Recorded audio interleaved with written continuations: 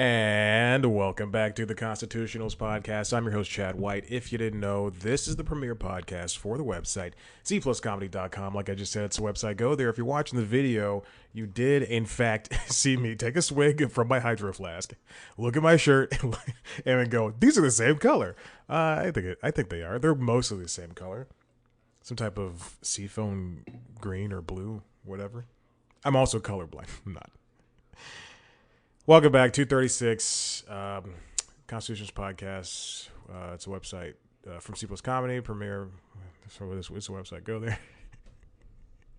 I don't know the name of this show. I don't know anything we do here. All I know is that sometimes I sit down.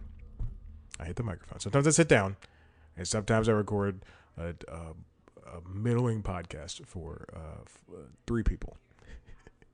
Me. My stalker, yeah, not even my stalker will listen to this, and Rebecca Kennedy from Peloton. It's Peloton homecoming weekend, and they have these different events and things, live shows all weekend long, and it sounds fine, but then you look at it and they're just talking about stuff they've been doing all year. It's homecoming, and sometimes they have new announcements and things, new classes, new tools. They have a new rower coming out that they will not confirm, but they considerably they have so much hinting towards. What else is going on? What else? It's closing in on 2 minutes on this show. Gotta pad this out somehow. Now I got a lot of stories. Let's get to it. I saw Doctor Strange, the Multiverse of Madness. You know, I'm not a superhero movie person. I also saw Star Wars Rogue One. And again, I'm not a Star Wars person. I was never a Star Wars person. But I've been a superhero movie person a long time. And then eventually I just gave up because they're everywhere. And also, I'm stuck with this AMC A-list subscription where if you cancel, they have this enticing, on Christmas, they had this enticing thing. And I still think they're running the promotion where you get $1 for the first month. I think on Christmas it was $1 for the first 2 months. And then if you cancel after that, you can't sign up for 6 months. It's ridiculous. I get why they do that, but it's ridiculous. So now I'm being charged $23 a month. That's on top of my other subscriptions. I'll go to the movies left and right. Riding on my bike. He's like, see a 6:30 movie and then get back home at 9 and go to bed so I can go to the gym in the morning. Although that movie ended at, I think, 8:50 something. So, 6:15 to 8:50 something. And 30 minutes of trailers, I looked down at my watch. I was like, tap, tap, tap. Where? Come on. It wasn't this watch. It was a different one. But, same thing. Say, the Notion is still the same. Speaking of Notion, I use Notion as my note taker for this podcast. Much more powerful than Google Keep. And since the iPad's being used, I can't use notation. No, Notability. Notability is what I use for the iPad and the Mac. And then Notion is what I use for everything else. And then Keep is for quick notes. So there you go. That's everything I use. Anyway, Doctor Strange. It was fine. It's very much a second movie.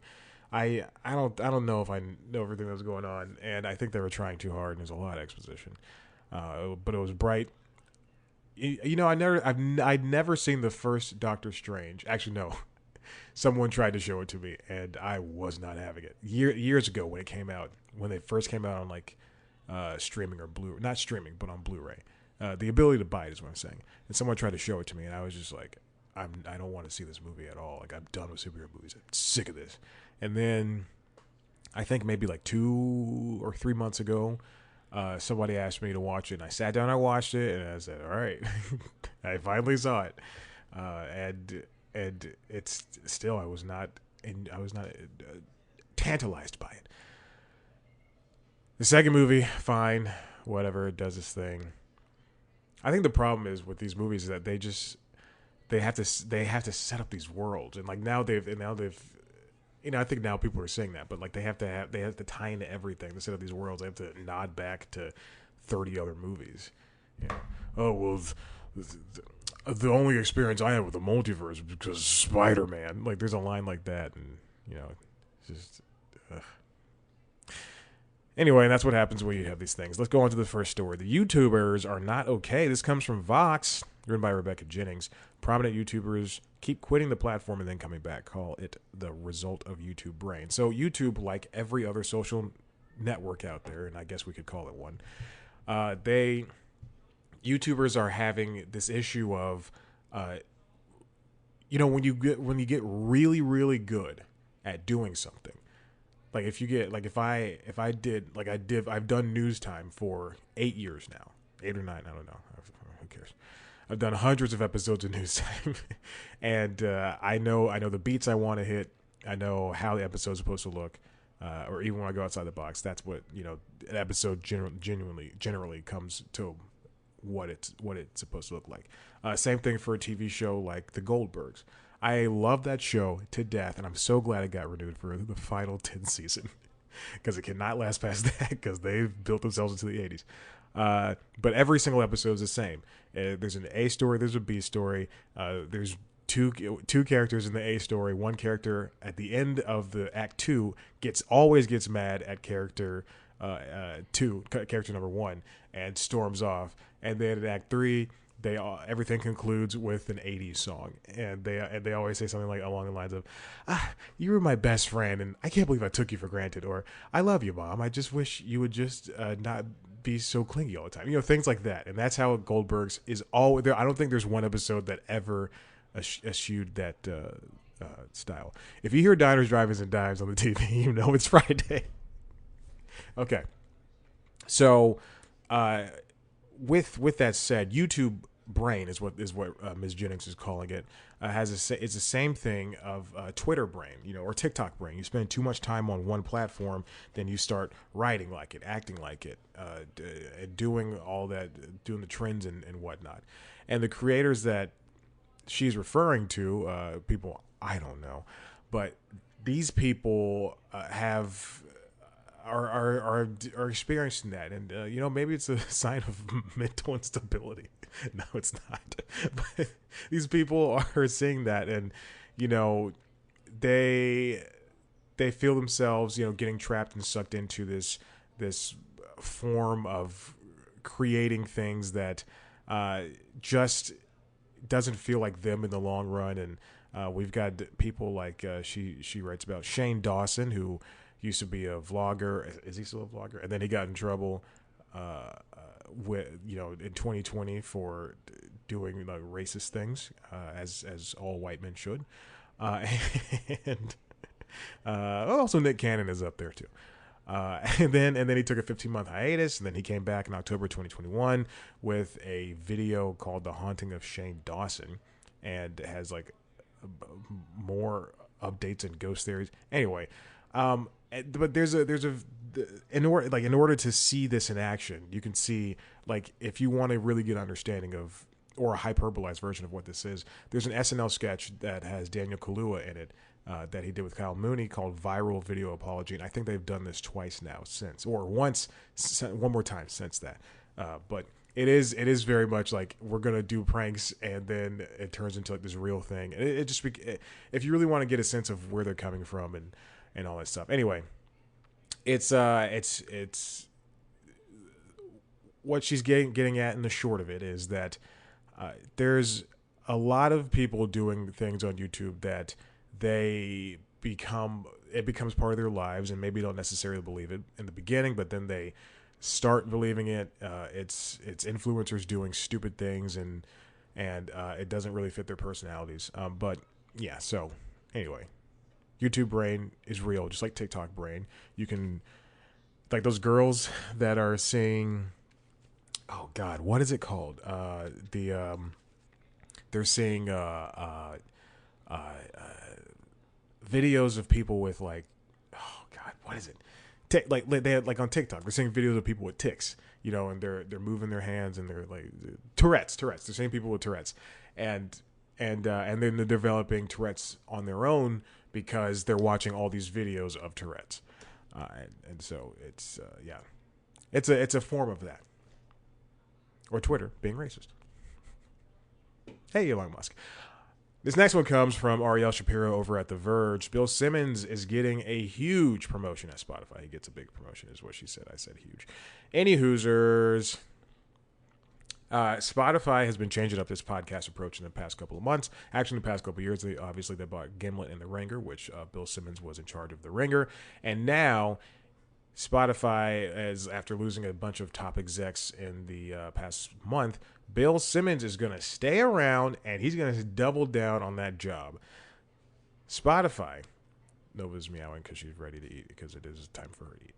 Spotify, The Ringer, excuse me, Nova. The Ringer is boss, Bill Simmons, is going to be heading the international sports brand of Spotify. Yeah. Spotify inked a deal in March with FC Barcelona for naming rights to their stadium and to appear on their jerseys beginning with the regular 2022-2023 season. Sports are big for Spotify CEO Daniel Ek. He unsuccessfully tried to buy Arsenal FC last year. I remember that deal. As the company branches out into global sports coverage, more soccer content seems like a given. While Simmons steers Spotify's international sports content, he will also remain the head of The Ringer. So he's going to basically be pulling double duty, which I can only assume is going to more meetings. Not really doing much. He's going to more meetings and spearheading and shepherding things along. I don't know what CEOs do. Do they actually type things out and like send in faxes? But Spotify's taking this seriously. The sports thing, at least. I don't know what they're going to do. Is it going to be live sports streaming? Is it going to be audio sports streaming, like how SiriusXM has dedicated channels for the Dallas Cowboys and the Dallas Mavericks and the Falcons and the Braves and the Hawks and what other team do I follow on there? The Clippers. You gotta get the most out of this stuff. And they're going to keep brokering big deals like this or making big deals like this. I can't see people wanting to go to Spotify to watch. In order to watch soccer right now, you either have to have cable, and you can't just have one thing. You got to have multiple things. So you have to have like Fubo TV. You can get soccer on NBC, Fox Sports South, as well as the regular broadcast channels. Then there's also Paramount Plus, which has exclusive rights to some leagues, and then there's Peacock, which has exclusive rights to some leagues, and then there's ESPN, and who else has it? I think HBO Max might be getting it at some point, but I'm not entirely sure. So everybody's got their hand in that international pie. And I don't know if this is a lucrative idea for Spotify to chase after. I'm trying to have a soccer analogy. They're heading down the pitch, and they're gonna go for the goal. Let's go on to the next story. This comes from Variety, written by Brian Steinberg. PBS NewsHour set Succession pass for Judy Woodruff. So this is something I don't tell a lot of people. I watch, so I'm going to tell all 7,000 of my listeners. Oh my gosh, guys. Anyway, Judy Woodruff is an elder statesman when it comes to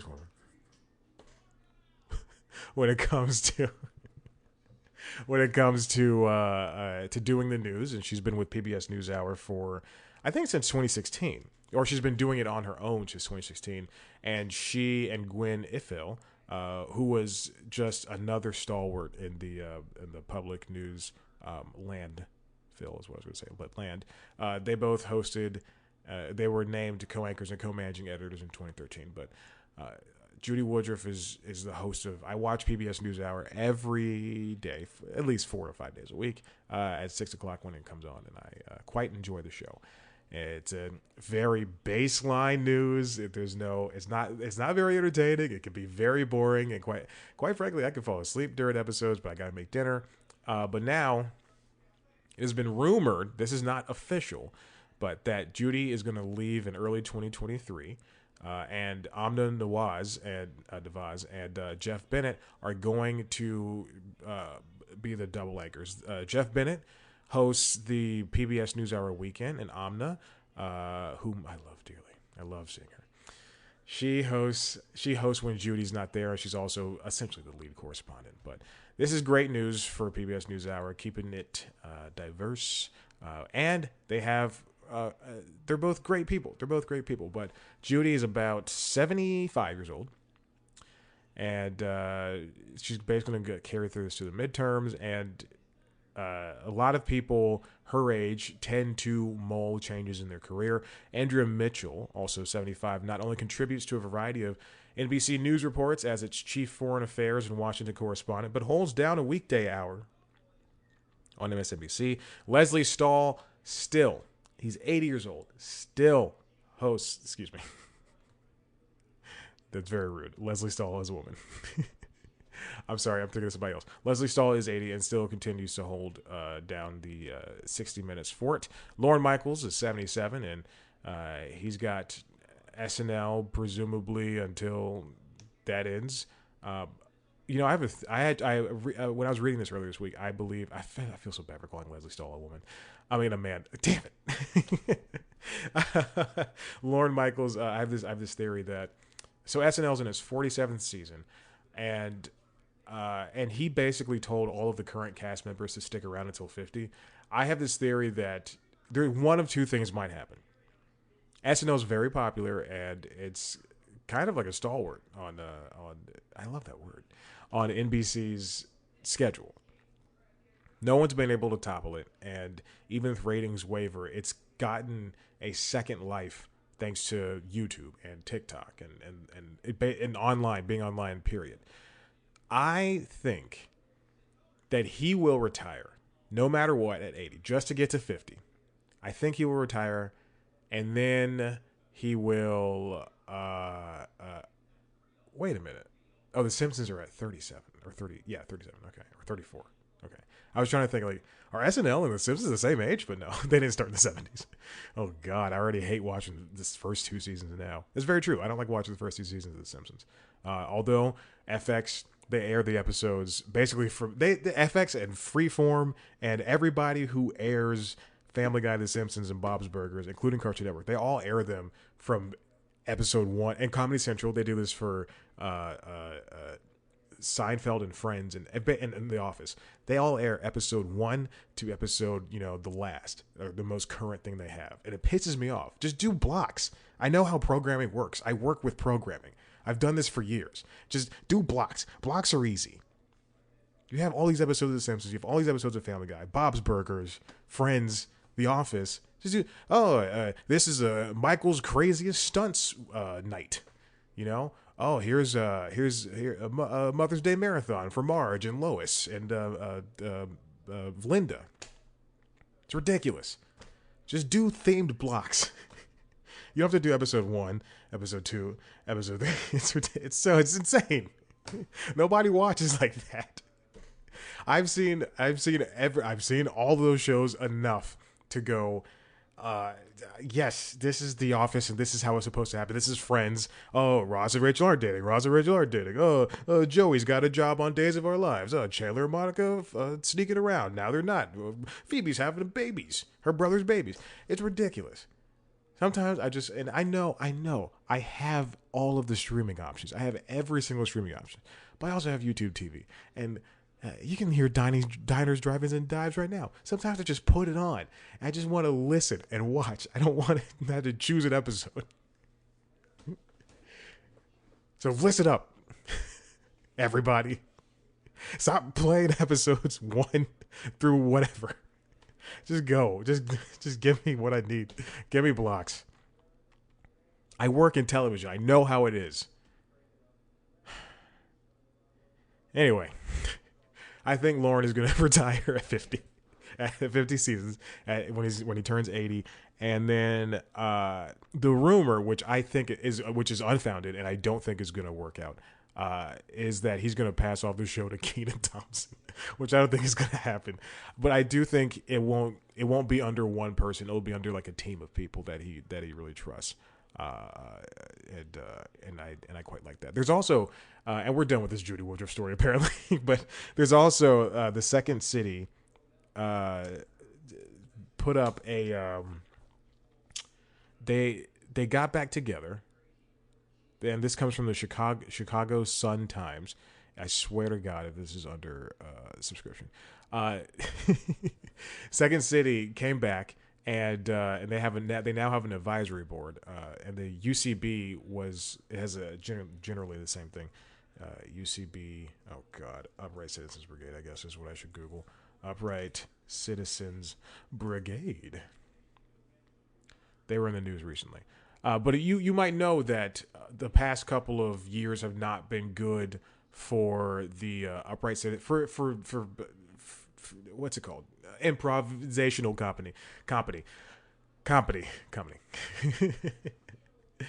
Improvisational comedy, and either the heads of the Second City, like the heads of these improv companies, were found to be like mistreating people and taking their money for no reason, or just being like racist or sexist, or just being bad at running the companies, and they had to shut down a bunch of theaters and everything. And truly, I've done episodes of News Time on, I've done episodes of the Constitution's on, just go look it up. But they're now coming back, Second City and UCB, Upright Citizens Brigade.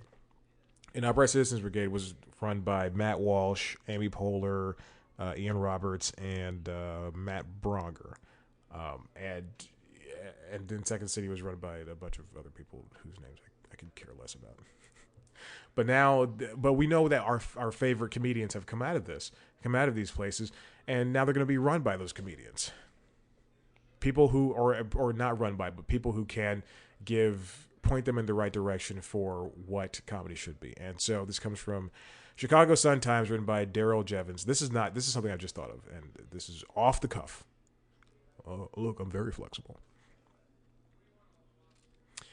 So including big time famous people and regular time kind of famous people, we've got Stephen Colbert, Steve Carell, Dwayne Colbert, who's not related to Stephen Colbert. In fact, Dwayne is black. Tina Fey, Keegan-Michael Key, Julia Louis-Dreyfus, Jane Lynch, Tim Meadows, Peter Murrieta, Susie Nakamura, Catherine O'Hara, Sam Richardson, Jeff Richmond, who is Tina Fey's husband, I believe, and Jason Sudeikis and Robin Thede. They're all coming in to help be the advisory board for the Second City, the artistic advisory board.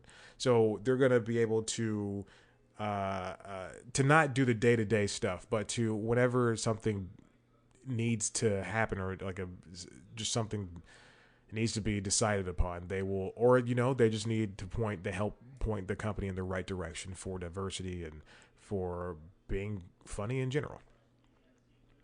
So that's nice to see. And then we also got Mike Rowe from LAist wrote, Upright Citizens Brigade sold, reopening under new management. And we will see. I remember seeing the memo that Amy Poehler and the guys wrote, facing about the problems they had over the past couple of years, and it was just like a generalized, we're excited to see where they take this, and the blah blah blah. So anyway, we couldn't handle it ourselves and all that stuff. So it's good to see Second City and Upright Citizen Brigade go to different ways. Okay, let's go on. Let's continue moving. I want to jump ahead to this story. This comes from The Hollywood Reporter, Alex Weprin. Crackle owner Chicken Soup for the Soul Entertainment to acquire Redbox. I did not know Crackle was owned by somebody else that wasn't Sony. I've been thinking it was Sony for I guess as long as it was Sony.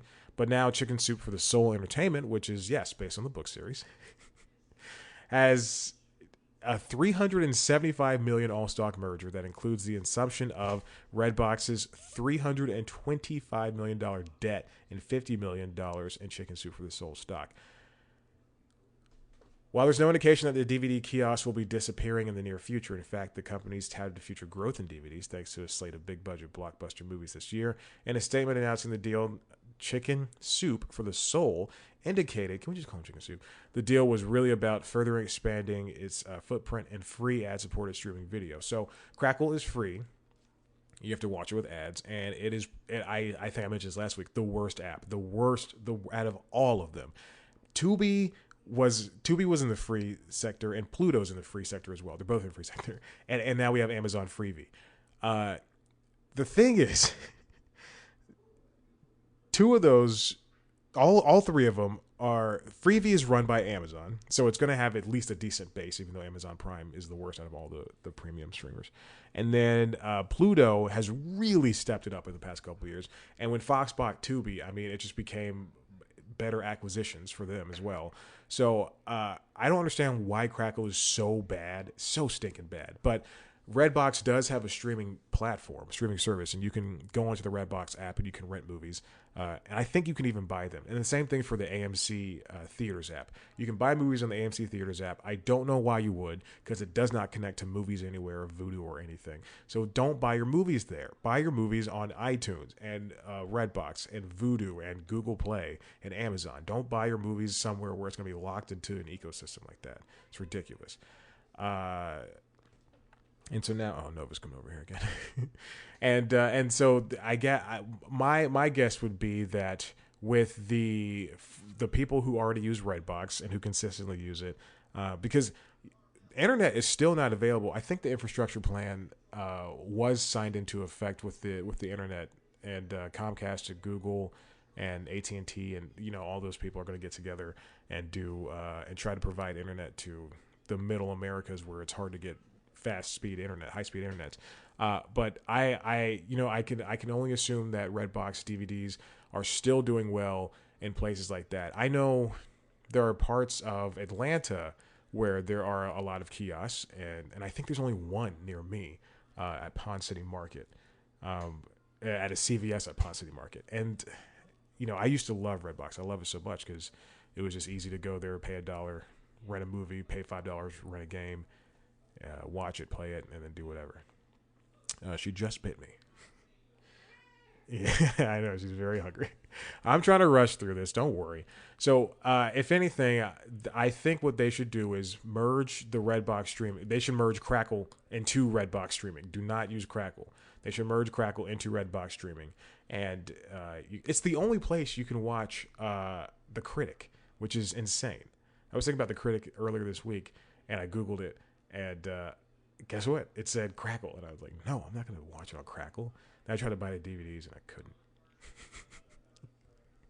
I tried to buy it digitally, and it was too expensive. Anyway, I do see that it's going to... Hold on, let's see. Chicken Soup for the Soul, meanwhile, has re-entered itself around streaming through Crackle, which it acquired from Sony in 2019. Oh, and Popcorn Flicks.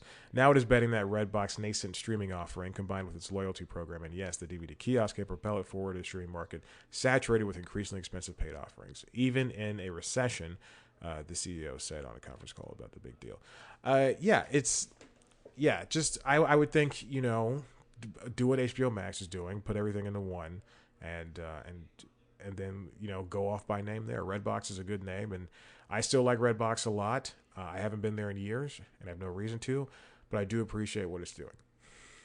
All right, let's go to the next thing. The CW. Oh, that's why I structured this like this. Okay, all right, well, this one should have came first.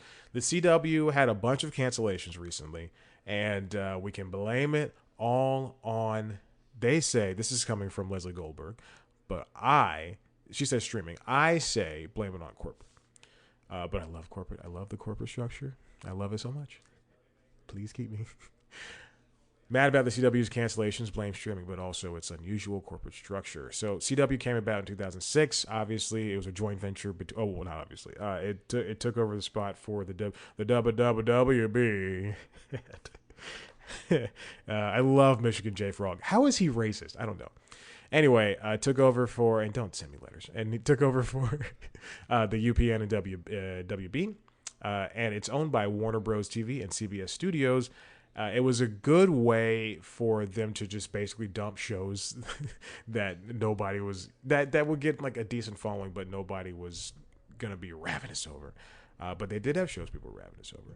They had shows like the Vampire Diaries and Riverdale and a show I was ravenous over, Crazy Ex-Girlfriend. But a lot of these shows have been canceled. They canceled more than 10 shows and renewed 8 as its total volume of originals slid to its lowest level since 2012. Which is interesting because they did just expand to 7 days a week of primetime programming. So take that as you will. But Viacom, CBS, and now Warner Bros. Discovery are basically calling it quits. They're looking to sell the network And as it stands, they are canceling. CW is like, all right, we need some money, and they had to cancel a bunch of shows, including 3 DC shows that it canceled. But I guess it picked up the Flash for one more season, which I can only assume is going to be his last, because I don't think anybody likes doing that show anymore. And they picked up Gotham Knights and one more show, I don't remember, but they did cancel Batwoman, Legends, and the other one. There's one more. Anyway, CW was never profitable, but it made money in foreign sales and with that Netflix output deal, wherein that after 2 or 3 weeks after this, 2 weeks after the season ended, like a season of the show ended, those shows would go to Netflix. But now they're all going to other places. The DC shows were probably going to HBO Max, and the other shows are probably going to go somewhere else. Yeah. So then why did the CW clean house this season? The blame isn't squarely on CEO Mark Pedowitz. I do like Mark Pedowitz because he did give Crazy Ex-Girlfriend all 4 seasons that it needed. Broadcast's long-running tenured network topper reports to a board comprised of execs from Warner's and CBS Studios, who for years have played a vital role in programming decisions. For example, while Dynasty has had the distinction of being broadcast's lowest-rated scripted series for years, revenue from the reboot's international sales and the Netflix deal kept it on air for far longer than its linear numbers deserved. So after 5 seasons of living life on the bubble that included a wild history of casting changes, why did time run out on Dynasty and so many other CW favorites? And the foreign sales are a big thing, because if you have a show, let's say you have a show from Israel, or if you have a show from England, from jolly old England, oh my governor. You have a show from over there. I'll do an Israeli accent next, in private. You have a show from those areas, India, from South Korea, North Korea. What does a North Korean import show look like? That was a Family Guy cutaway. You missed it. Anyway, but if you have those shows and they do super well over here, like a show like This Way Up or a show like Catastrophe, then it's lucrative to have those in your back pocket on your streaming service or on your network. And the same goes, for American shows overseas. Brooklyn Nine-Nine does well overseas on Netflix, and shows that are on Hulu here do well on Disney Plus, Hotstar over there, what have you. Okay, so blame streaming and mergers and the CW's impending sale. So it's an amalgamation of those 3 things that pretty much anybody who's been paying attention can definitely see. The Warner's wants to put Warner Bros. Discovery wants to put. I did not roll my eyes. I enjoyed it. Warner Bros. Discovery wants to put all of their shows on HBO Max, and then Paramount wants to put everything on Paramount Plus. Did I say Viacom CBS earlier? They changed their name to Paramount. Like, I know I've discussed this, but anyway. Okay, so most of the originals that got the access here were shows that long outlived their welcome and would have been canceled at networks that weren't governed by 2 studios who were making money on them. So if Nexstar buys the network, it doesn't matter if shows like Dynasty make money for the studios, because it doesn't rate on linear. It doesn't have a lot of viewers. If it has less than, the CW has less than 2 million viewers for every show. It used to be 11 million per, not just for CW, but for like everything. Friends, you would see like in Seinfeld, you'd see like 16 million if you look at old ratings and things. And then if a show dipped below 10, then that's when it would be canceled. And now it's just like you're lucky to get 3 for The Simpsons, lucky to get 5. Oh my gosh. Anyway, sources say so shows that were canceled include Legends and Legacies, along with Charmed, In the Dark, Roswell, New Mexico. They were all part of the Netflix output deal, and since that deal is essentially over, axe. And I don't think the Charmed reboot. I don't think the original actresses liked it in the first place. It's not like they weren't. It's because they weren't asked to be a part of it. They never said anything racist because it was a diverse thing, but they definitely were not asked to be a part of it. And they took to Twitter to let you know. But now there's 3 new series pickups, including Gotham Knights, Walker Independence, which is, I guess, a spinoff of Walker Texas Ranger, and a supernatural prequel called The Winchesters. But all 3 of the CW's 11 scripted shows, but 3 of the CW's 11 scripted shows, The Flash, All American, and Riverdale, will be able to stream on the CW's website and streaming app. Sources say the network's robust streaming platform has been the particular interest of the CW suitors, including Nexstar. I wouldn't say it's robust. CW, and it's 2 different ones. It's CW and CW Seed, and I just don't. Using 2 different apps is so stupid. And I think you switch between both sides of the app. Anyway, it's very dumb. Like, imagine going, I want to watch an HBO show, and then having to physically go to a switch, like, because you're watching a Cartoon Network show, and then like press a switch on the thing, and it goes bloop bloop, and now it's on the HBO side, which I understand that it could be a menu thing, but still, anyway, it's stupid.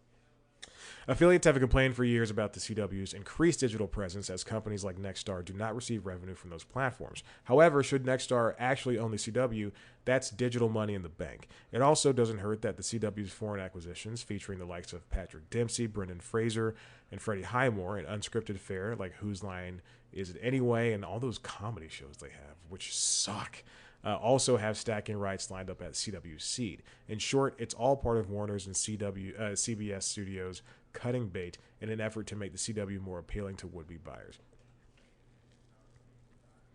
So, yeah. And also CW Seed and CW app are free, but there's no point in watching it. I mean downloading it all. Okay, so now, continuing on with the streaming thoughts. This one comes from Caitlin Huston over at The Hollywood Reporter. Netflix tells employees to quote, spend our members' money wisely, in new memo. And the memo is a memo about culture. It's so, like, it doesn't make sense. Netflix was on a spending spree for the past 10 years for this stuff, and now they're like, okay, maybe we should tighten the belt because we're being kind of stupid. This is what happens when you throw paint at the wall for so long. The employee directive comes in an updated culture memo by the company Thursday. Under the judgment section of the memo, Netflix tells employees to spend our members' money wisely, phrasing that the company used in the 2018 letter to shareholders, but has not formalized for staff until now.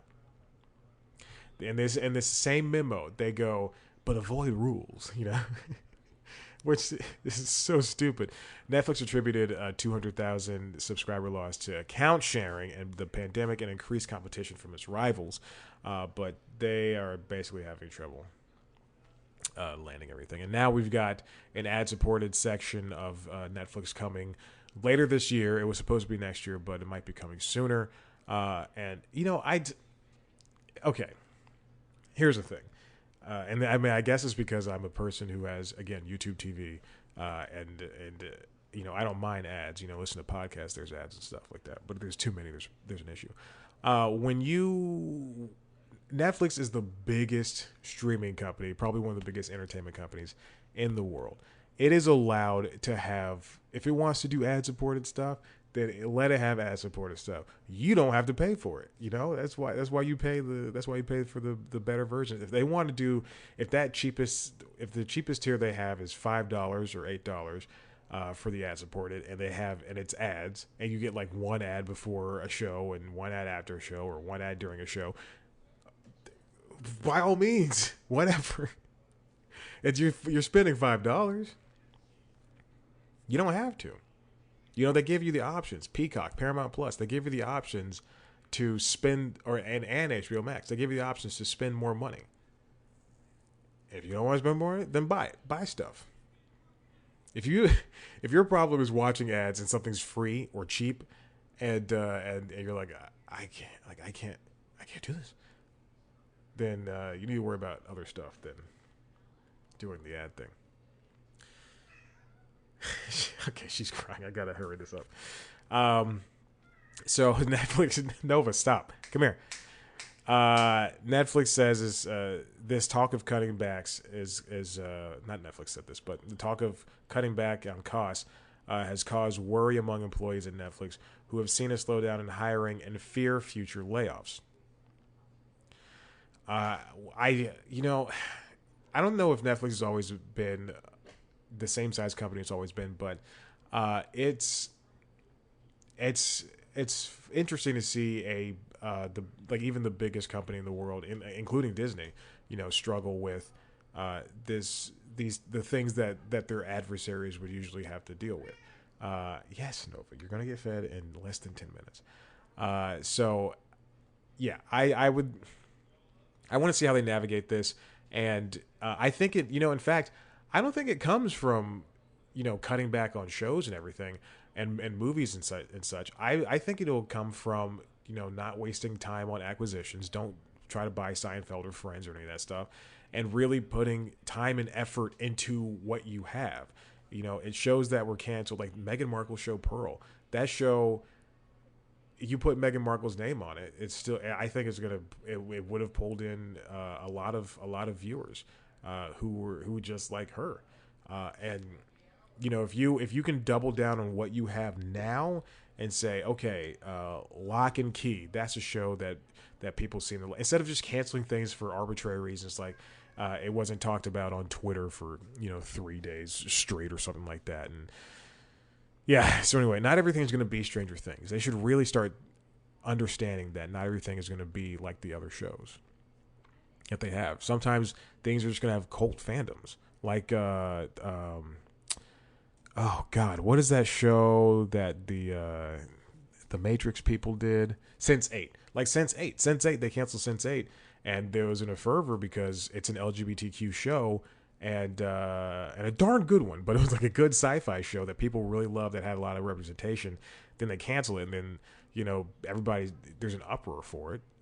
People signing petitions and everything, but then that they made a movie. They said, all right, you know what, we'll get you be able to finish this in the movie. Just ridiculous. But continuing off of streaming, this comes from The Hollywood Reporter, written by Alex Weprin, J. Clara Chan, and Caitlin Huston. Streaming TV's next battlefront. : Free services seize their moment. Oh God, this is really struggling, man. I'm worried about Nova. I gotta finish the show. The show is more important. Just kidding. Could Netflix's pain be someone else's gain? A number of entertainment companies are counting on exactly that. I'm reading the article because I don't speak like this. As consumers grapple with higher subscription costs and with more subscription video offerings than ever, these companies in the free ad-supported streaming space, also known as FAST, think their time is now. I'm talking about things we already know. We already noted. Pluto TV, owned by Paramount. Tubi TV, owned by Fox Corp. Freevee, owned by Amazon, and Peacock's free tier, which is owned by NBC Universal, as well as Roku Channel, which you can only get if you have Roku or if you have a mobile device or the internet. You can't. There's no app. Anyway, the services have a lot of stuff on offer, and you know what? Some of them, including Amazon Freebie and Tubi and Roku, they have their own programming as well. You can watch a Bosch sequel series on Amazon Freevee. You can watch all of the Quibi stuff on Roku Channel. You can watch that cartoon show where Pete Davidson and Woody Harrelson and John Goodman, they're cartoon characters in Get High or something. So you can watch all of those shows on those free streaming platforms, and all you have to do is deal with like 2 or 3 minutes with ads. Like a regular TV used to be. And it's a way those make for a good way to not just like the shows, the originals and movies and stuff like that, but it makes for a good way to reach. Being free makes for a good way to reach people you normally wouldn't get. Tubi says it's reached 51 million active users. Pluto says 67.5 million users. Roku says 80 million by the end of 2021. I don't know if that's true. For Roku at least, because I can see Tubi and Pluto TV being used. I can see Pluto TV being used because Pluto TV is quite frankly just amazing. With the exception of, I think every time I log in via Xbox or PlayStation or Google Chromecast or the iPad or my phone, every single time I'm logged into it, it logs me out no matter what. Free streamers, flagship arsenals. So there are standout series on every single one of these platforms. For Freevee, there's Bosch Legacy, but there's Bosch Legacy. There's Bosch Legacy, but there's also Judy Justice, which is the next Judge Judy show. There's also a show called America's Test Kitchen, The Next Generation. Now, I watch America's Test Kitchen. I did not know this show existed. I will not use Amazon Freevee, though, or Amazon Prime. Peacock, for now, has Yellowstone. I think after... and Bel Air. I think Yellowstone will head to Paramount as soon as they possibly can. As soon as Paramount can get it. Pluto TV's got entire CBS catalogs and classic TV shows, as well as Star Trek, which is, I think, on every streaming service. And then Roku. Roku's got the Quibi stuff, including Kevin Hart's Die Hard and Martha Stewart and Emeril Lagasse programming. Okay. And then Tubi's got The Freak Brothers. That's what that show is called. But it also has Fox shows that you can find for free, like The Masked Singer, on Tubi. 34% of this is found by Deloitte, which is a analyst company. Found that 34% of U.S. consumers would prefer a free streaming service that had 12 minutes of ads per hour. By contrast, only 25% of consumers say they prefer a streaming service that costs $6 a month but had 6 minutes of ads per hour. It's funny, people spent the past 10 years trying to get away from ads, and now they're jumping back on like, oh, well, if it's cheaper, it's free. Well, yeah, that's the direction it was going in the first place.